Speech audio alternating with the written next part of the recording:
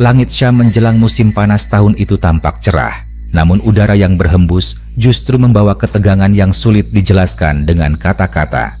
Di kejauhan, di sebuah tempat yang kelak disebut Ajnadain, ribuan pasukan tengah berkumpul. Mereka datang dari dua dunia yang berbeda. Satu dunia mewakili kekuatan lama yang sudah berabad-abad menguasai daratan ini. Satu lagi datang dari gurun tandus di selatan dengan keyakinan baru yang sedang tumbuh. Pertemuan keduanya tidak bisa dihindari karena sejak kabar penaklukan kaum muslimin atas wilayah demi wilayah sampai ke telinga penguasa Romawi Timur, amarah pun membuncah. Bagi Romawi, kedatangan pasukan muslimin bukan hanya ancaman militer, tetapi juga tantangan terhadap wibawa kekaisaran yang selama ini merasa sebagai penguasa sah atas tanah Syam. Namun, kaum muslimin tidak datang dengan alasan serakah. Mereka datang dengan keyakinan bahwa misi mereka bukanlah merampas harta atau tanah, melainkan menyebarkan cahaya keadilan, mematahkan belenggu penindasan, dan memberikan kesempatan bagi manusia untuk mengenal kebenaran. Semangat inilah yang menjadi bahan bakar bagi mereka, membuat mereka berani berjalan jauh menembus padang pasir, berani menantang pasukan yang lebih besar, dan berani mengorbankan nyawa demi cita-cita yang mereka yakini sebagai jalan yang benar. Malam sebelum pertempuran, pasukan muslimin beristirahat di atas tanah berbatu. Mereka tidak memiliki tenda mewah, tidak ada makanan berlimpah, bahkan perbekalan mereka pun sederhana. Namun, kesederhanaan itu tidak melemahkan hati mereka. Sebagian duduk bersila, bibir mereka bergerak melantunkan doa. Sebagian lain mengasah pedang yang sudah menemani mereka di banyak pertempuran, dan sisanya menatap ke langit penuh bintang. Di wajah mereka tampak ketenangan yang justru terasa aneh jika dibandingkan dengan situasi menegangkan yang sedang mereka hadapi. Ketenangan itu lahir dari keyakinan bahwa hidup dan mati mereka sudah berada di tangan Tuhan, dan esok hanyalah kesempatan untuk membuktikan keimanan mereka. Sementara itu, di kubu Romawi suasana jauh berbeda. Mereka mendirikan tenda-tenda besar, membawa perbekalan yang banyak, dan dilengkapi dengan perlengkapan perang yang lengkap. Pedang mereka terbuat dari logam kuat, perisai mereka besar dan tebal, baju zirah mereka berkilau diterpa cahaya obor. Para perwira berjalan ke sana kemari, memeriksa barisan, memastikan formasi sudah siap. Namun, di balik semua kemegahan itu, ada kegelisahan yang sulit ditutupi. Kabar tentang pasukan muslimin sudah terdengar sejak lama. Meski jumlah mereka selalu lebih sedikit, mereka selalu menang. Mereka mengalahkan pasukan Persia yang terkenal kuat. Mereka menguasai wilayah demi wilayah tanpa perlawanan berarti, dan mereka memiliki semangat yang tidak bisa dijelaskan dengan logika militer biasa. Para prajurit Romawi saling berbisik tentang hal itu, dan bisikan kecil itu menumbuhkan rasa takut yang tak terucapkan. Fajar pun datang. Cahaya matahari perlahan menyinari lembah tempat dua pasukan itu berhadapan. Debu berterbangan ketika ribuan kaki melangkah, derap kuda terdengar berat, dan suara teriakan komando menggema. Pasukan Romawi membentuk barisan rapat, perisai mereka disusun seperti dinding baja. Tombak mereka mengarah ke depan, dan panah sudah siap dilepaskan. Dari kejauhan, barisan itu terlihat seperti lautan logam yang bergemerlap. Sementara itu, pasukan muslimin membentuk barisan sederhana, tidak sepadat Romawi, namun setiap wajah mereka menyala dengan keyakinan. Mereka menatap lawan tanpa gentar, dan ketika aba-aba terdengar, mereka menjawab dengan pekikan takbir yang mengguncang udara. Suara itu menggetarkan hati mereka sendiri, sekaligus mengoyak mental lawan. Anak-anak panah melesat, melintasi langit pagi, jatuh menancap di perisai, menembus daging, dan menjatuhkan beberapa prajurit ke tanah. Dentang pedang mulai terdengar ketika barisan bertemu. Pasukan Romawi mendorong maju dengan kekuatan besar, berusaha menghancurkan barisan muslimin dengan tekanan jumlah. Tembok perisai mereka bergerak perlahan, namun pasti tombak mereka menusuk ke depan tanpa henti. Namun, pasukan muslimin tidak menyerah. Mereka bergerak lincah, memanfaatkan celah kecil, menyerang dari sisi, memukul mundur barisan dengan keberanian yang seakan tidak mengenal rasa takut. Setiap kali satu prajurit jatuh, yang lain segera maju menutup celah, sehingga barisan tetap terjaga. Pertempuran berlangsung sengit selama berjam-jam.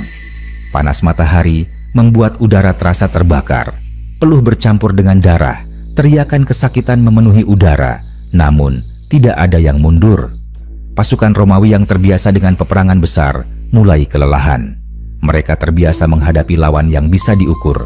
Tetapi kali ini, lawan mereka adalah pasukan yang tidak berhenti menyerang, meski jumlah mereka lebih sedikit. Kaum muslimin bertarung seakan setiap detik adalah kesempatan terakhir.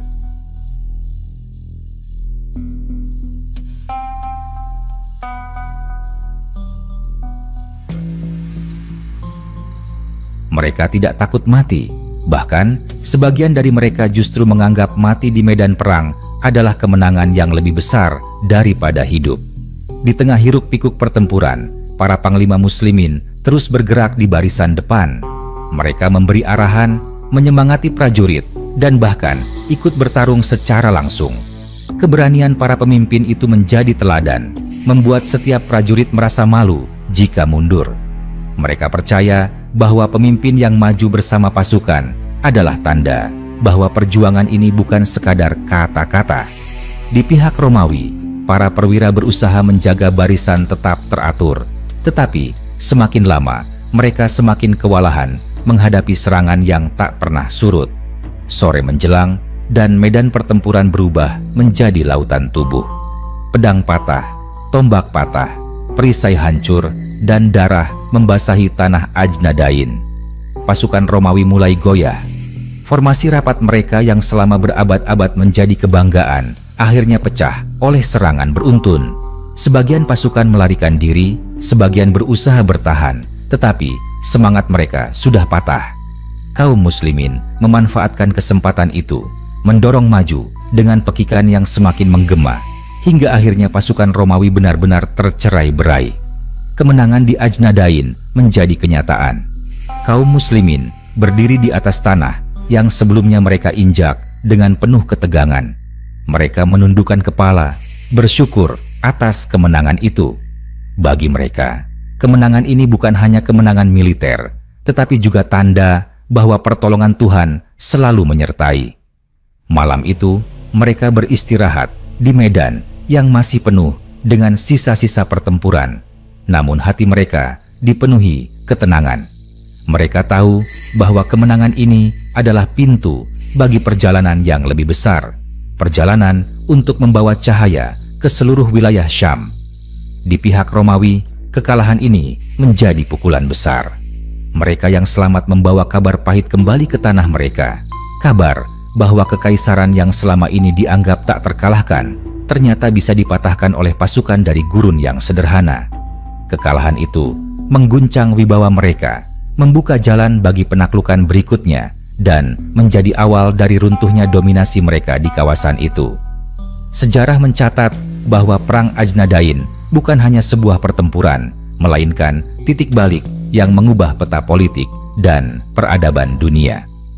Kemenangan di Ajnadain menyebar bagai api yang menyambar padang ilalang kering. Kabar itu tidak hanya mengguncang kubu Romawi, tetapi juga menjadi kabar gembira bagi kaum muslimin di seluruh Jazirah.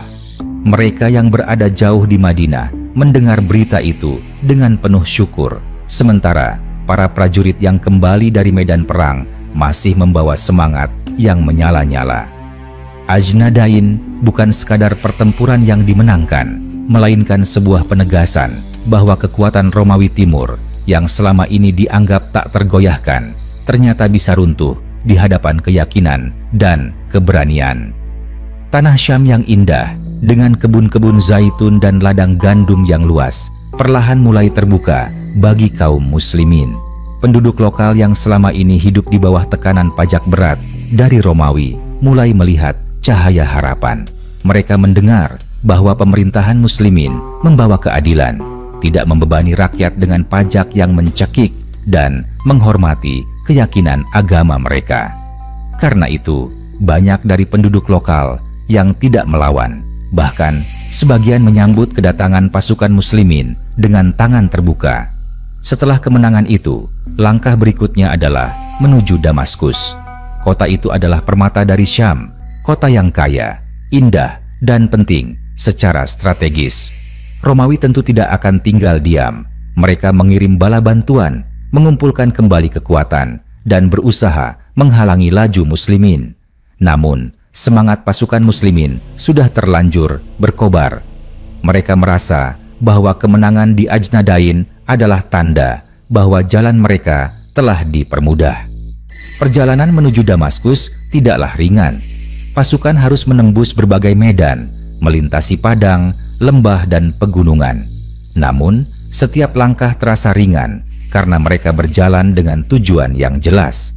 Di perjalanan, mereka bertemu dengan desa-desa kecil. Beberapa menolak dan mencoba bertahan, tetapi kebanyakan memilih berdamai. Kaum muslimin memperlakukan penduduk dengan adil, tidak merampas harta, tidak merusak rumah, dan selalu menepati janji. Inilah yang membuat nama mereka cepat tersebar sebagai pasukan yang berbeda dengan penguasa lama. Di sisi lain, Romawi semakin cemas. Kekalahan di Ajnadain membuat wibawa mereka hancur. Para jenderal, mereka dipaksa menjelaskan mengapa pasukan yang begitu besar bisa dikalahkan oleh musuh yang jumlahnya lebih sedikit. Ada yang menyalahkan prajurit, ada yang menyalahkan medan, ada pula yang berbisik tentang semangat aneh dari pasukan muslimin yang seolah tidak bisa dipatahkan. Perpecahan itu membuat Romawi semakin sulit untuk menghadapi ancaman berikutnya.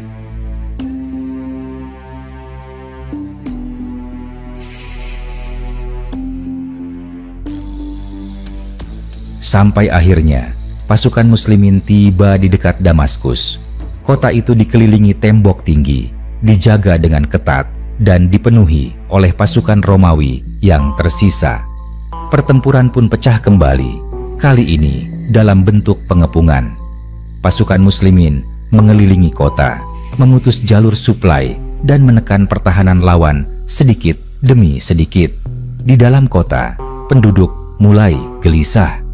Persediaan makanan menipis, semangat pasukan melemah, dan kabar tentang kekalahan Romawi di luar kota membuat ketakutan semakin besar. Hari-hari pengepungan itu menjadi ujian berat. Kaum muslimin harus bertahan dalam kondisi sulit dengan perbekalan terbatas, cuaca yang keras, dan serangan mendadak dari dalam kota. Namun, mereka tetap sabar karena mereka tahu bahwa setiap hari yang berlalu membuat lawan semakin lemah. Mereka bergantian berjaga, bergantian menyerang, dan bergantian beristirahat. Dalam doa malam mereka selalu memohon agar pertolongan Tuhan kembali turun, sebagaimana di Ajnadain. Akhirnya, setelah berhari-hari, pintu Damaskus terbuka. Ada yang menyebut bahwa sebagian penduduk kota memilih berunding, ada yang menyebut bahwa gerbang dibuka karena pengkhianatan. Tetapi yang jelas, Damaskus jatuh ke tangan kaum muslimin. Suasana di kota itu berubah. Tidak ada pembantaian, tidak ada penjarahan. Sebaliknya, pasukan muslimin masuk dengan tertib, menjaga keamanan, dan memberi jaminan kepada penduduk bahwa mereka akan dilindungi. Penduduk yang ingin tetap tinggal dipersilakan, yang ingin pergi diperbolehkan.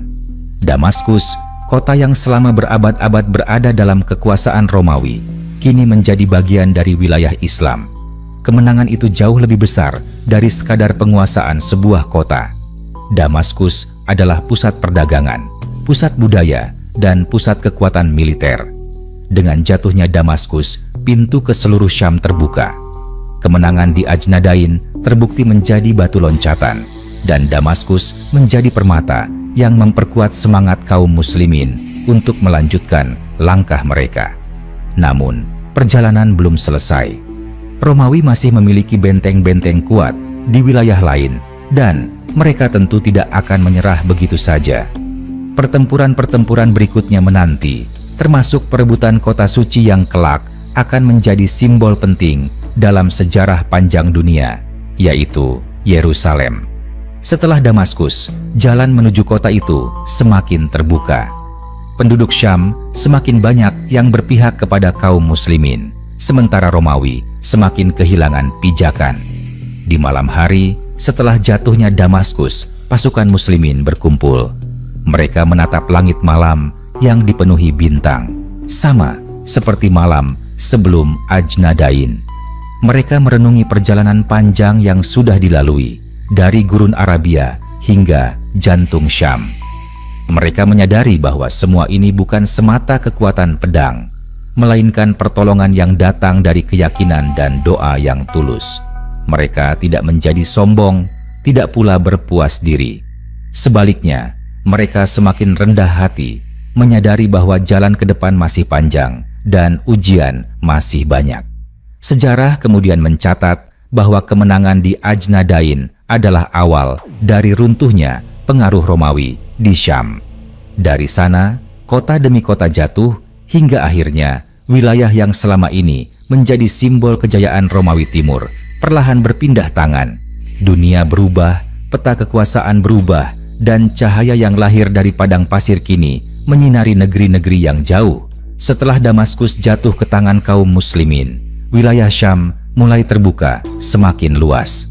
Penduduk di berbagai kota kecil melihat kenyataan bahwa kekuatan baru ini bukanlah sekadar penakluk asing.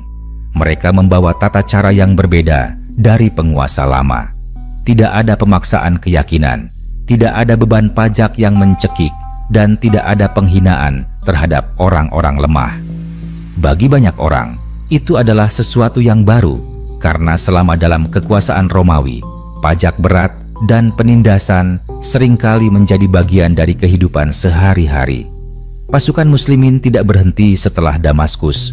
Mereka tahu bahwa kemenangan hanya berarti jika dilanjutkan. Mereka mengatur langkah menuju kota-kota lain, hingga akhirnya pandangan mereka tertuju pada kota yang jauh lebih besar. Maknanya, sebuah kota yang disucikan oleh banyak umat manusia, kota yang dikelilingi tembok-tembok kuat dan dipenuhi dengan sejarah panjang, Yerusalem. Yerusalem pada saat itu adalah benteng pertahanan terakhir Romawi di Syam. Kota itu bukan hanya penting secara strategis, tetapi juga simbol keagamaan dan politik. Romawi memahami bahwa jika kota itu jatuh, maka pengaruh mereka di Syam akan hilang selamanya. Oleh karena itu, mereka memperkuat pertahanan, menyiapkan persediaan makanan, dan memobilisasi prajurit untuk bertahan selama mungkin. Namun, kaum muslimin sudah memiliki pengalaman dalam pengepungan kota. Setelah belajar dari pengepungan Damaskus, mereka tahu bagaimana cara melemahkan pertahanan tanpa harus mengorbankan pasukan dalam jumlah besar. Mereka mengepung Yerusalem, memutus jalur suplai, dan menekan penduduk dari luar.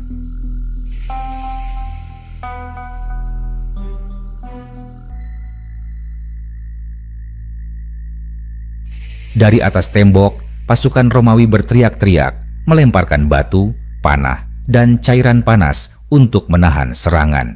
Sementara itu, dari luar tembok, pasukan muslimin dengan sabar menunggu, menjaga agar tidak ada bantuan yang masuk. Hari-hari berlalu menjadi minggu, dan minggu berganti menjadi bulan. Yerusalem mulai kekurangan makanan. Persediaan yang awalnya mereka kumpulkan semakin menipis. Rasa lapar membuat penduduk gelisah, penyakit mulai menyebar, dan semangat prajurit Romawi melemah. Para pemimpin kota akhirnya menyadari bahwa mereka tidak akan mampu bertahan lama. Maka, mereka mengutus utusan untuk berbicara dengan para pemimpin muslimin, menyampaikan keinginan mereka untuk berdamai dengan syarat tertentu. Perundingan pun terjadi. Penduduk kota meminta jaminan keselamatan bagi mereka yang ingin tetap tinggal, meminta agar rumah ibadah mereka dihormati, dan meminta agar keyakinan mereka tidak diganggu. Kaum muslimin menyetujui syarat-syarat itu. Bahkan mereka menjanjikan lebih, bahwa kota ini akan diperlakukan dengan penuh penghormatan, bahwa tidak akan ada penghancuran rumah ibadah, dan bahwa orang-orang dari semua agama akan tetap memiliki hak untuk beribadah di sana. Akhirnya, pintu Yerusalem terbuka. Pasukan muslimin masuk bukan dengan teriakan perang, bukan dengan pedang terhunus, tetapi dengan ketenangan. Mereka menjaga ketertiban, memastikan bahwa tidak ada penjarahan, dan menunjukkan sikap yang membuat penduduk tercengang. Mereka yang selama ini takut akan pembantaian atau penghinaan, justru menemukan bahwa kota mereka aman. Peristiwa ini menjadi salah satu momen paling indah dalam sejarah penaklukan. Yerusalem jatuh tanpa pertumpahan darah besar, tanpa pembantaian, tanpa penghinaan. Itu adalah perbedaan yang mencolok dibandingkan dengan cara kekaisaran-kekaisaran besar biasanya menaklukkan kota. Bagi kaum muslimin, Yerusalem bukan sekadar kota, melainkan tanah suci yang harus dihormati. Setelah kota itu dikuasai, para pemimpin muslimin memastikan bahwa semua perjanjian dijalankan. Penduduk yang ingin pergi diperbolehkan, yang ingin tinggal dilindungi. Rumah-rumah ibadah tetap berdiri kokoh, dan orang-orang dari berbagai keyakinan dapat tetap menjalankan ritual mereka. Kebijakan ini membuat nama kaum muslimin semakin harum. Penduduk di kota-kota lain mendengar kabar itu, dan banyak dari mereka yang akhirnya memilih berdamai ketimbang melawan. Kemenangan ini meneguhkan bahwa apa yang dimulai di Ajnadain telah berkembang menjadi gelombang besar yang tidak bisa dihentikan.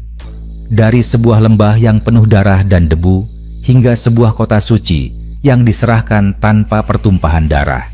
Perjalanan itu menunjukkan bahwa sejarah bukan hanya tentang pedang, melainkan juga tentang cara memperlakukan manusia. Di malam setelah Yerusalem jatuh, pasukan muslimin kembali menatap langit malam.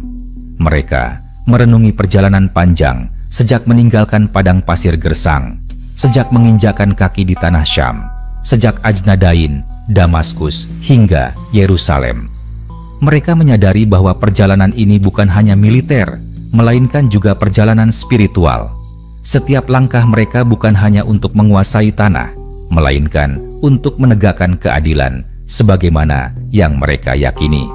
Bagi Romawi, ini adalah pukulan yang hampir tidak bisa diperbaiki. Kehilangan Yerusalem berarti kehilangan simbol. Kehilangan Damaskus berarti kehilangan pusat kekuatan. Kehilangan Ajnadain berarti kehilangan wibawa.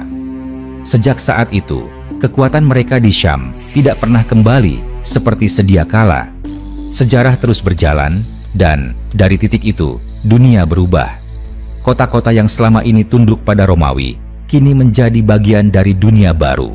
Dan semuanya bermula dari pertempuran di sebuah tempat yang bernama Ajnadain, sebuah pertempuran yang menjadi gerbang bagi perubahan besar. Setelah Yerusalem jatuh ke tangan kaum muslimin, berita itu menyebar cepat ke seluruh pelosok negeri. Penduduk di kota-kota kecil yang sebelumnya masih ragu, kini melihat kenyataan bahwa kekuatan baru yang datang dari gurun bukan hanya mampu bertempur, tetapi juga mampu memerintah dengan adil. Banyak yang kemudian memilih untuk berdamai tanpa harus mengangkat senjata. Mereka menyambut pasukan muslimin dengan sukarela, membuka pintu kota mereka, dan menerima perjanjian damai yang menjamin keamanan, harta benda, serta kebebasan beragama mereka. Hal ini membuat kekuasaan Romawi Timur di Syam semakin runtuh. Bagi kekaisaran besar itu, Syam bukan sekadar wilayah biasa. Syam adalah tanah yang subur, kaya, strategis, dan menjadi jalur penting perdagangan antara timur dan barat. Kehilangan Syam berarti kehilangan sumber daya besar, kehilangan benteng pertahanan, dan kehilangan wibawa di mata rakyat mereka sendiri. Maka, tidak heran jika mereka mencoba mengirim bala bantuan, menyusun ulang kekuatan, dan berusaha merebut kembali apa yang hilang. Namun, semangat mereka sudah patah, dan setiap upaya yang mereka lakukan selalu berakhir dengan kegagalan.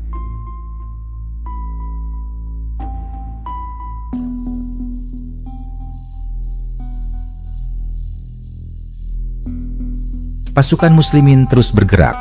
Setelah Damaskus dan Yerusalem, mereka melanjutkan langkah ke kota-kota lain di Syam, seperti Homs, Emesa, dan wilayah pesisir. Pengepungan demi pengepungan terjadi, pertempuran demi pertempuran meletus, namun pola yang sama terus berulang.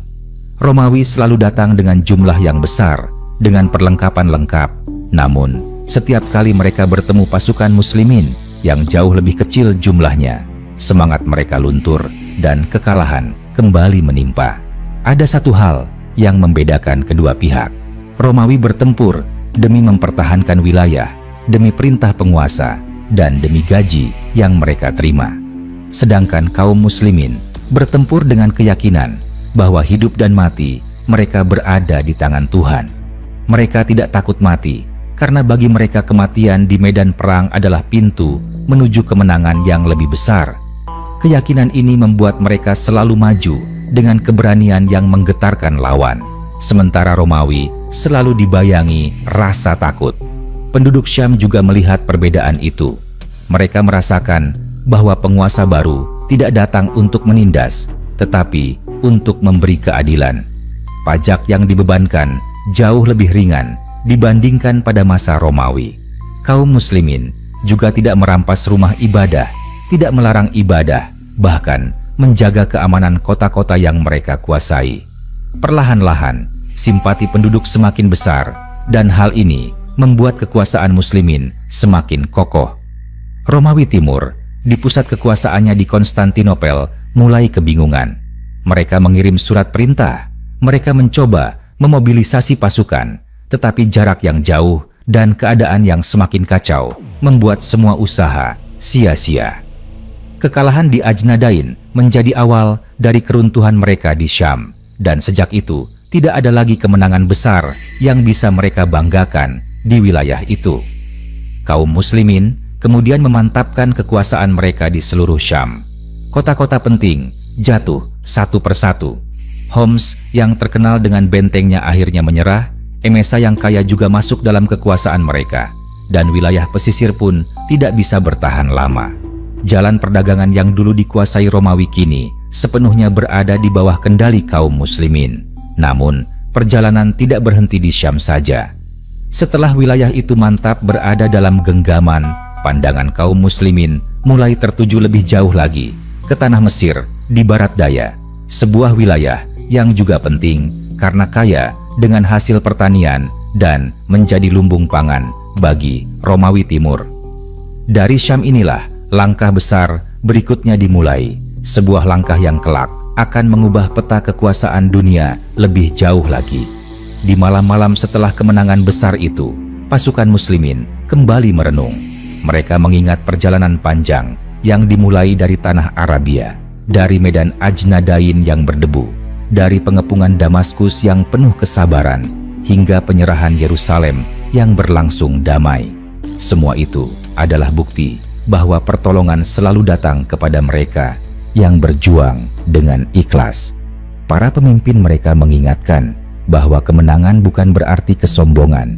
Justru di saat itulah mereka harus lebih berhati-hati, menjaga agar niat mereka tetap murni, agar kekuasaan yang mereka raih tidak berubah menjadi penindasan yang sama seperti penguasa lama.